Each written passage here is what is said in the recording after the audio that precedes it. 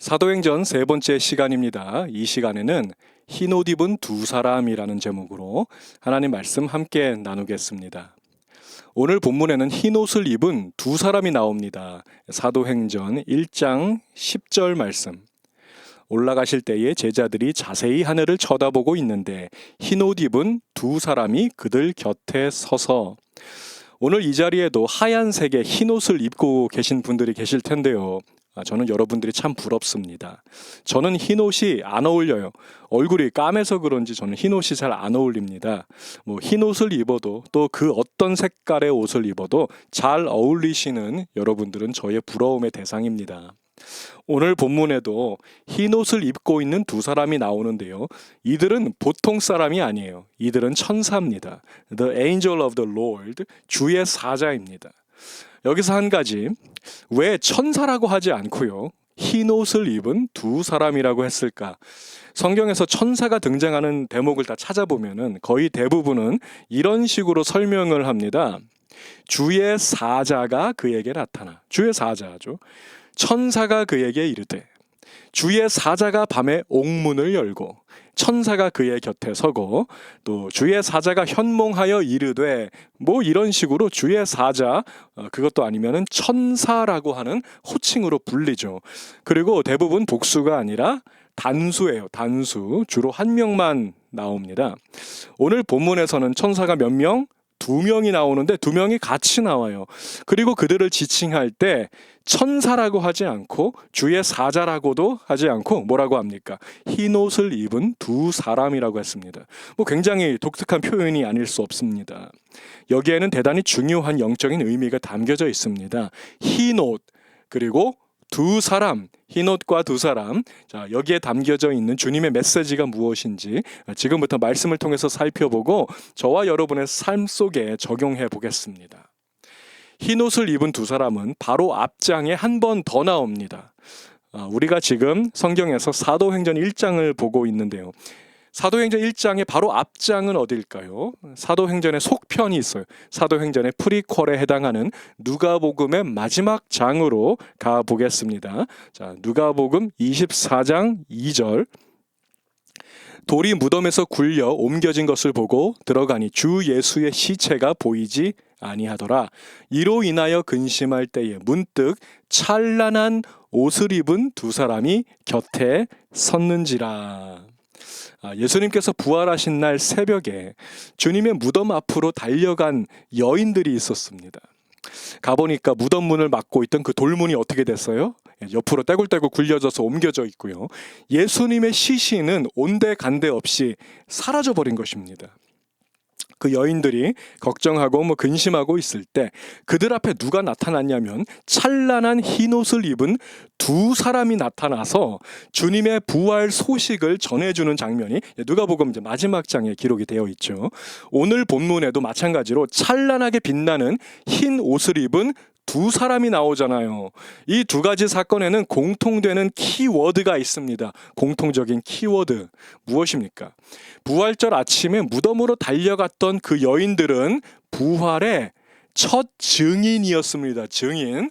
그리고 오늘 본문에서 예수님의 승천을 목격한 제자들은 땅끝까지 이르러 주님의 증인이 되도록 부르심을 받은 자들이었습니다. 자, 키워드는 바로 증인입니다. 증인은 몇 사람이 필요합니까? 성경에서 증인은 두 사람이 필요해요.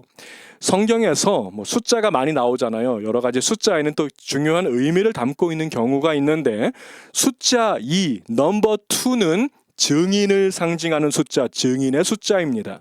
한 명만 있으면 증인으로서의 효력이 없습니다. 반드시 두 명 또는 그 이상이 필요한 것입니다. 자, 모세 율법 신명기 19장 15절을 보세요. 사람의 모든 악에 관하여 또한 모든 죄에 관하여는 한 증인으로만 정할 것이 아니요 두 증인의 입으로나 또는 세 증인의 입으로 그 사건을 확정할 것이며. 자, 증인은 두 명 이상이 필요합니다. 모세 율법에 그렇게 나오죠. 자, 그런가 하면 예수님도 비슷한 말씀을 하신 적이 있습니다. 마태복음 18장 16절을 보세요. 만일 듣지 않거든 한두 사람을 데리고 가서 두세 증인의 입으로 말마다 확증하게 하라. 자, 예수님도 마찬가지 말씀하셨습니다. 이번에는 사도 바울의 말도 들어보세요.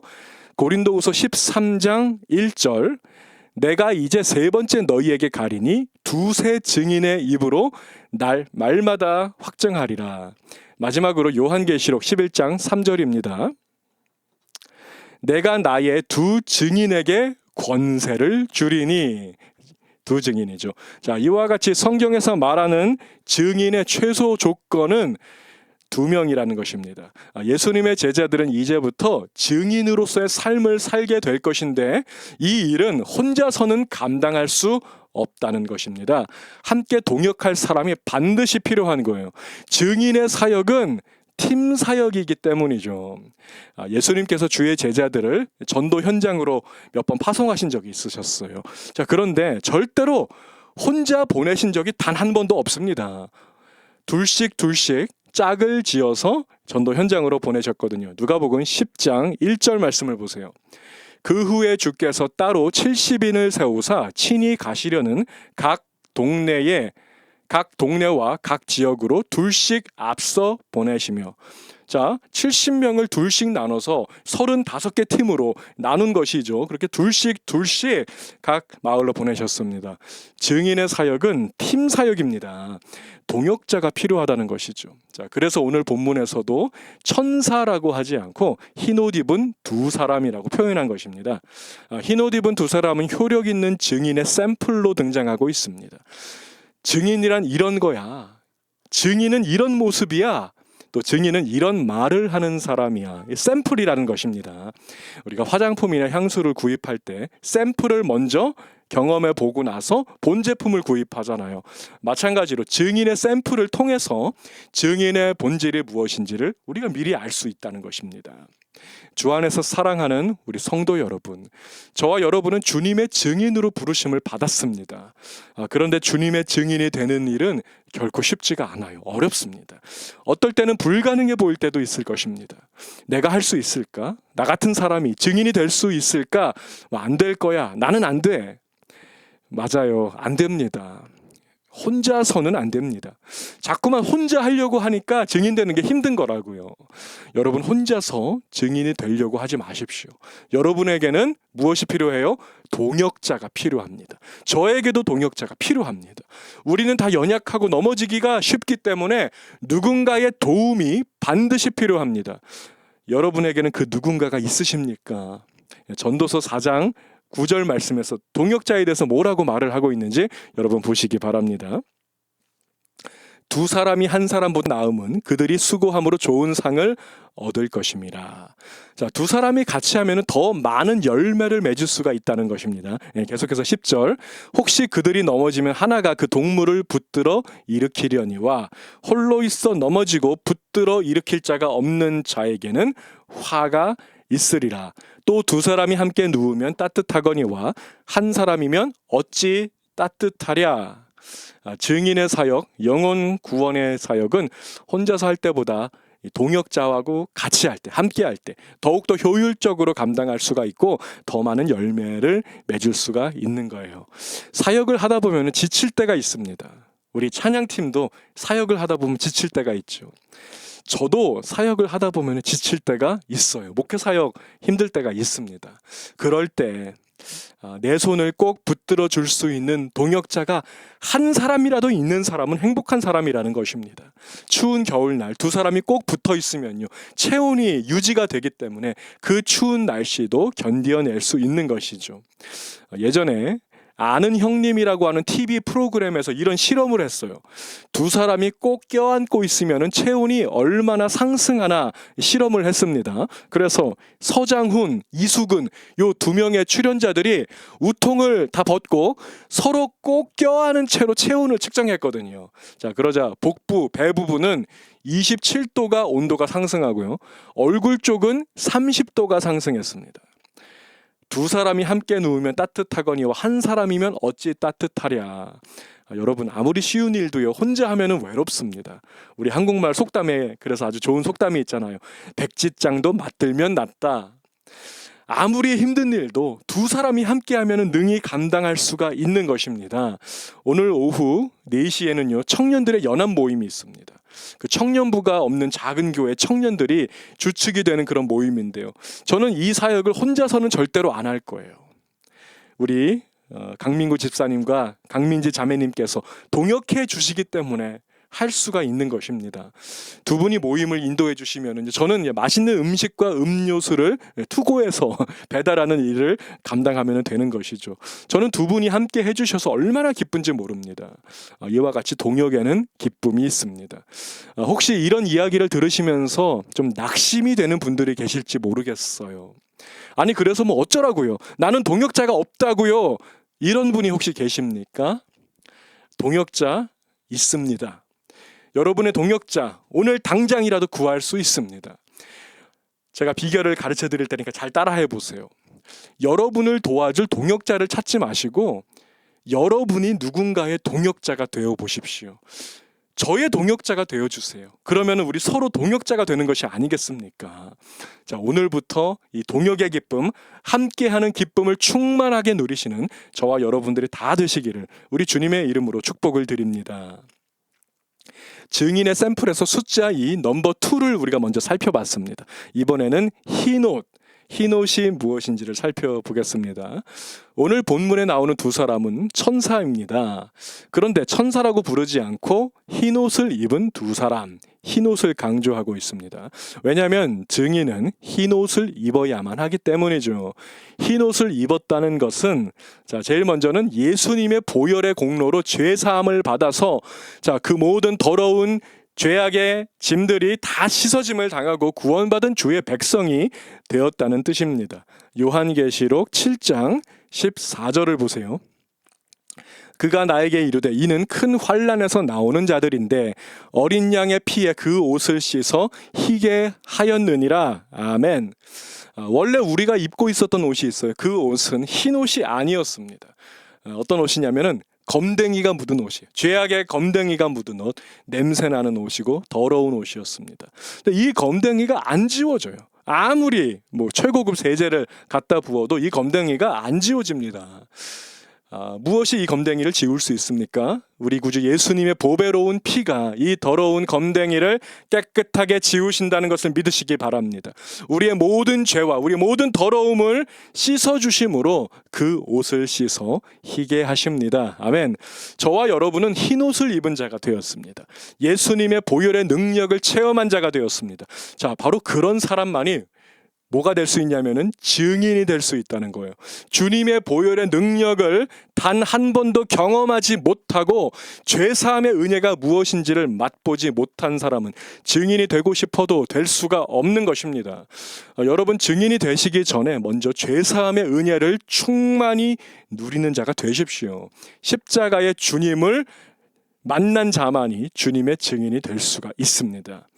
그런가 하면 두 번째로 흰옷에는 또 하나의 중요한 의미가 있어요. 흰옷의 의미, 요한계시록 19장 8절 말씀 보세요. 그에게 빛나고 깨끗한 세마포 옷을 입도록 허락하셨으니 이 세마포 옷은 성도들의 옳은 행실이로다 하더라. 아멘. 자, 흰옷은 무엇입니까? 성도들의 옳은 행실을 상징하는 것입니다. 효력 있는 증인이 되려면은요, 나의 행실이 중요해요. 나의 행실이 올바르고 진실해야 한다는 것입니다. 거짓말을 많이 하는 사람은 증인이 될 자격이 있어요, 없어요? 거짓말 많이 하는 사람이 증인이 될 수가 없죠. 여러분 증인의 자격으로 법정에 서보신 적이 있으십니까? 저는 몇 번 있습니다. 판사와 배심원들 앞에서 맹세를 해야 되는데 어떤 맹세를 해요? 위증을 하면은 합당한 처벌을 받겠습니다. 맹세를 하지 않습니까? 행실이 올바르고 진실한 사람만이 증인의 자격이 있다는 것입니다. 여러분 우리 안에 성령께서 살아계시잖아요. 우리 안에 살아계시는 성령님은요 별명이 있어요. 저는 어릴 때 별명이 카레였습니다. 제 이름이 범원이라서 범원 카레라고 아시는지 모르겠네요. 성령님의 별명은 진리의 영입니다. 진리의 영. 구원받은 성도 안에는 성령님이 거하고 계시는데 그분은 진리의 영이라고 했어요. 자, 여러분 안에 성령님께서 살아계시다는 증거가 하나 있습니다. 내가 올바르지 않은 행실을 하거나 또 누군가를 기만하거나 거짓말을 하거나 할 때 성령께서 우리의 마음을 두드리십니다. 노크하십니다. 말씀하십니다. 장 목사야, 나는 네가 진실한 사람이 되기를 원해. 나는 네가 올바른 편에 서기를 원한단다. 두드리시고 말씀하신다고요.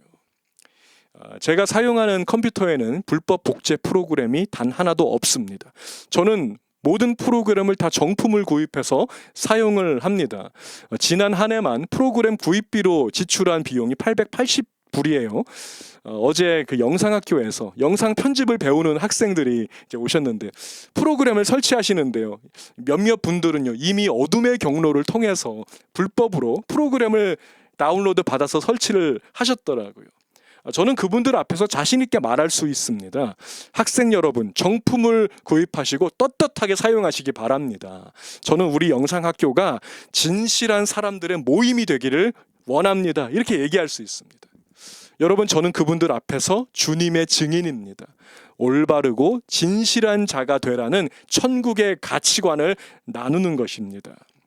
여러분이 정말로 구원받은 하나님 나라의 백성, 주님의 자녀가 맞다면 여러분 안에는 누가 살아 계세요? 진리의 영, 성령께서 살아서 거하고 계시고 역사하고 계십니다. 분명히 지금 이 시간에도 여러분의 마음을 두드리고 계실 것입니다. 흰 옷을 입으라고, 흰 옷을 입으라고. 그 옷은 성도들의 옳은 행실이로다. 아멘. 입으십시오. 옳은 행실의 옷을 입으세요. 어린 양 되신 예수님의 보배로운 피로 씻음을 받으시고 다시는 거짓과 불법의 옷을 입지 않기로 다짐하는 저와 여러분들이 다 되어서 주님의 증인되는 우리 모두가 되기를 주님의 이름으로 축복을 드립니다. 자, 이제 마지막 한 가지만 더 살펴보겠습니다. 증인은 무엇을 말하는 사람인가? 주님의 증인은 예수님을 증거하는 사람이에요. 예수님을 증거하는 사람. 예수님의 십자가, 예수님의 부활, 승천, 자, 이런 것들은 복음의 핵심적인 내용일 것입니다. 자, 그런데 오늘 본문에 따르면 추가적으로 하나가 더 있다는 거예요. 무엇입니까? 예수님의 다시 오심, 주님의 재림인 것입니다. 사도행전 1장 11절 말씀 보세요. 이르되 갈릴리 사람들아, 어찌하여 서서 하늘을 쳐다보느냐? 너희 가운데서 하늘로 올려지신 이 예수는 하늘로 가심을 본 그대로 오시리라 하였느니라. 이것을 빠뜨리면 안 된다는 것입니다. 주님의 재림, 주님의 다시 오심을 빠뜨리면 안 돼요. 우리가 요즘에 자주 부르는 찬양 중에 주님의 증인이라는 이 찬양 가사를 보시면은 우리가 전해야 하는 복음의 메시지를 크게 세 가지로 분류하고 있어요. 첫 번째, 죄인 위해 십자가 지신 고난의 주님. 두 번째, 사망 권세 이기고 사신 부활의 주님. 그리고 세 번째요, 다시 오심 약속하신 재림의 주님. 십자가를 증거하고 부활을 증거하고 하나 더, 주님의 다시 오심도 증거하라는 것입니다. 제 주위에 증인의 사명을 잘 감당하시는 분들이 계세요. 그분들 보니까 공통점이 있더라고요. 자, 어떤 공통점이냐면 예수님의 다시 오심을 사모하는 사람들이라는 거예요. 주님이 내일 당장이라도 오실 수 있다는 것을 의식하고 사는 사람이 그 증인의 사명을 잘 감당하더라는 것입니다. 뭐 이런 사람 있잖아요. 예수님 오시려면 한참 멀었어. 오늘이나 내일은 절대로 안 오실 거야. 예수님 오시려면 아주 수백 년은 지나야 오실 것 같아. 이런 식으로 생각을 하는 사람은 증인이 되는 일에는 관심이 별로 없습니다. 왜냐하면 별로 급한 일이 아니니까. 자, 그런데 주님의 다시 오심을 사모하고 기다리는 자에게는요, 뭐 이거보다 더 급한 일이 없거든요. 여러분에게는 한 사람이라도 더 복음을 듣게 해야 한다는 그 긴급성이 있으십니까? 그 긴급성을 회복하는 저와 여러분 되기를 원합니다. 우리 누군가한테 중요한 일을 맡길 때가 있잖아요. 저도 가끔은 누군가에게 중요한 일을 맡기거나 부탁할 때가 있거든요. 자, 이 일을 몇 날 몇 시까지 완료해 주세요. 끝내 주세요. 그때까지 완벽하게 완성해 주세요. 이렇게 부탁했어요. 자, 일을 맡겼잖아요. 그 사람이, 그 일을 맡은 사람이 성실한 사람이라면은요, 최선을 다해서 그 약속한 시간까지는 그 일을 완성할 것입니다. 사실 이것도 대단한 거죠. 약속 시간 못 지키는 사람, 대충대충 하는 사람, 못하는 사람도 있거든요. 성실한 사람은요, 밤을 새서라도 그 일을 해내고야 맙니다. 이게 성실이에요. 자, 그렇다면 몇 날 몇 시까지 끝내주세요라고 하는 이 타임테이블이 없다면 어떻게 될까요? 예정표가 불확실하다면 어떻게 될까요? 제가 만나본 사람들 대부분은요, 그 일을 미룹니다. 안 합니다. 언제까지 끝내야 한다는 타임테이블이 명확하지 않다면은요, 안 하는 사람이 대부분일 거예요. 그럼에도 불구하고 그 타임테이블이 명확하지 않음에도 불구하고 하는 사람이 있어요. 해내는 사람이 있습니다. 자, 그런 사람을 지칭하는 성경적인 용어가 하나 있어요. 이게 무엇인지 아십니까? 신실한 사람, 신실한 자입니다. 성실과 신실의 결정적인 차이점이 바로 여기에 있습니다. 성실은 타임테이블에 맞추어서 일을 확실하게 하는 것입니다. 성실입니다. 이게 좋은 것이죠. 근데 신실은 타임테이블이 없음에도 불구하고 최선을 다해서 그 일을 감당하는 것을 가리켜서 신실 이렇게 말하는 것입니다. 신실은 영어로 faithfulness잖아요. faithfulness. 믿음으로 타임테이블을 바라본다는 거예요. 믿음은 보이지 않는 것들의 증거라고 했습니다. 보이지 않는 타임테이블이지만 그것을 믿고 증거하는 것입니다. 여러분, 성실한 사람도 좋지만요, 그보다 더욱더 신실한 사람이 되시기를 사모하시기 바랍니다. 주님의 재림을 생각해 보세요. 주님의 재림은 타임테이블이 있어요, 없어요? 타임테이블이 명확해요, 안 명확해요? 안 명확합니다. 불분명합니다. 그래서 최고로 성실한 사람일지라도 증인되는 일을 가장 마지막으로 나중으로 미루는 그런 사람들이 많다는 거예요. 별로 급하지 않아 보이니까 나중에 해도 될 것 같거든요. 그래서 성실만 가지고는 부족한 것입니다. 성실만 가지고는 주님의 증인이 될 수가 없다는 거예요. 저는 성실 플러스 신실한 증인이 되기를 갈망합니다. 구약 성경에 보시면은요, 예수님의 초림에 관해서, 예수님의 처음 오심에 관해서 그 예언한 구약의 예언들이 얼마나 많아요. 메시아가 오십니다. 그리스도가 오십니다. 이제 곧 오십니다. 자, 그런데 언제 오시는지 그 타임테이블은 명확하지가 않았어요. 그럼에도 불구하고 그 주님의 오심을 믿음으로 기다리는 자들이 있었다는 것입니다. 저들밖에 한밤중에 양틈에 자던 목자들은 주님을 기다리고 있었거든요. 그들은 베들레헴을 떠나지 않고 계속해서 주님이 오신다고 하신 그 베들레헴 들판에 머물렀어요. 성경에 보니까 무려 400년 동안 그 베들레헴 들판에 집도 짓지 않고 천막에 살면서 머물던 자들이 있습니다. 그들을 가리켜서 신실한 자들이라고 하는 거예요. 그들에게 복이 있을 것입니다. 예수님의 재림도 똑같습니다. 언제 오시는지, 주님의 재림은 그 타임테이블이 명확하지가 않아요.